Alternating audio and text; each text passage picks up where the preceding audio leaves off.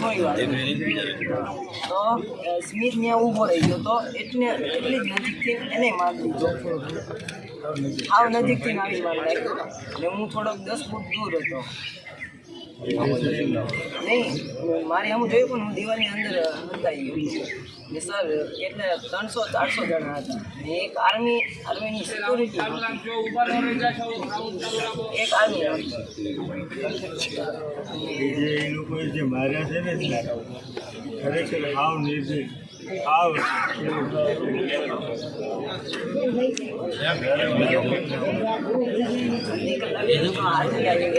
મારા ભાઈને મારા ઉતારીને લાવ્યો ને ત્યારે આર્મી મને હોટલ